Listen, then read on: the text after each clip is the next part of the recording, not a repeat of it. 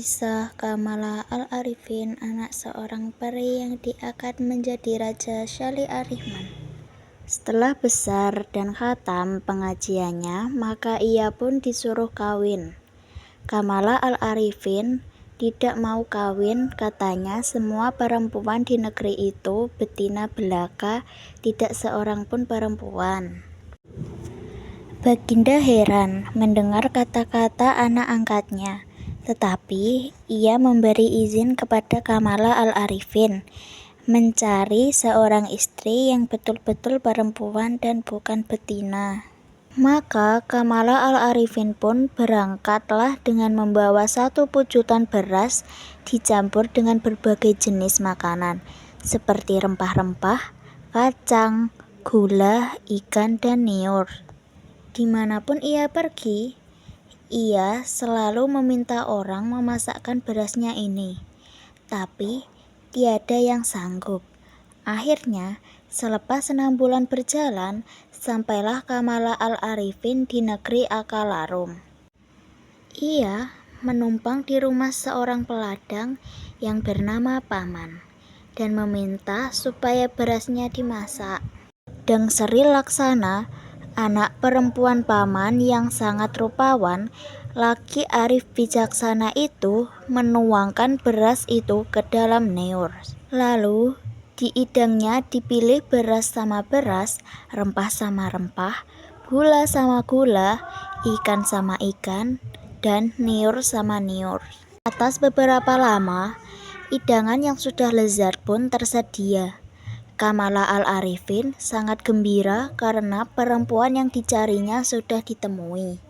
Pada siang hari, Paman bercerita pada anak istrinya segala kelakuan Kamala Al-Arifin. Dang Sri Arif Laksana menerangkan segala perbuatan Kamala Al-Arifin yang kelihatan agak aneh. Dan keterangannya itu semua didengar oleh Kamala Al-Arifin, yang makin suka hatinya seperti kejatuhan gunung Manikam rasanya. Pada keesokan harinya, Al-Arifin pun meminang Dang Sri Arif Laksana. Pada bapaknya, meminang diterima dengan baik. Maka berlangsunglah pernikahan 7 hari 7 malam lamanya. Setelah genap 3 bulan, Kamala Al-Arifin pun teringat perjanjian dengan Baginda, lalu berjalan pulang ke negeri bersama-sama dengan istrinya. Selang beberapa lamanya, Kamala Al-Arifin dan istrinya pun sampailah di dalam negeri, lalu pergi menghadap Baginda di istana.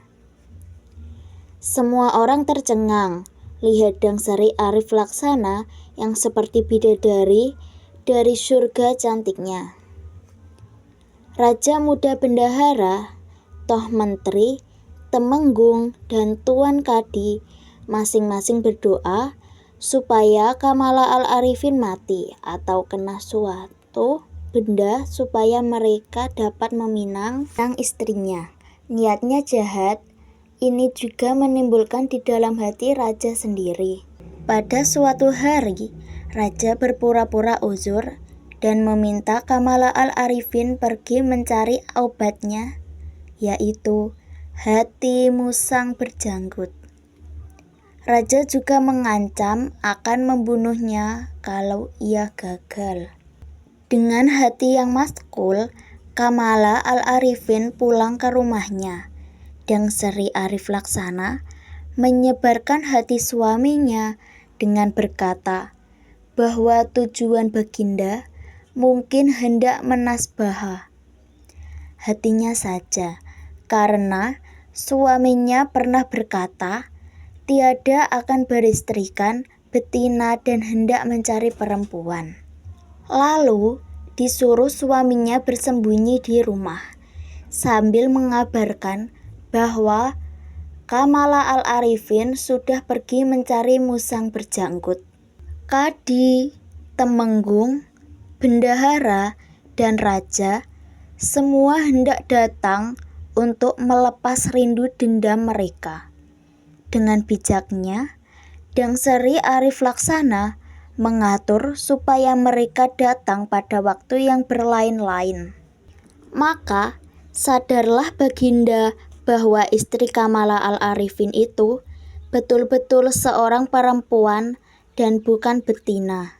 Dianugerahinya gelar Datuk Sri pada Kamala Al-Arifin dan gelar Toh Puan Lela, mengerna kepada dan Sri Laksana, Raja Muda, Bendahara, Temenggung, dan Menteri juga masing-masing memberi hadiah kepada suami istri ini.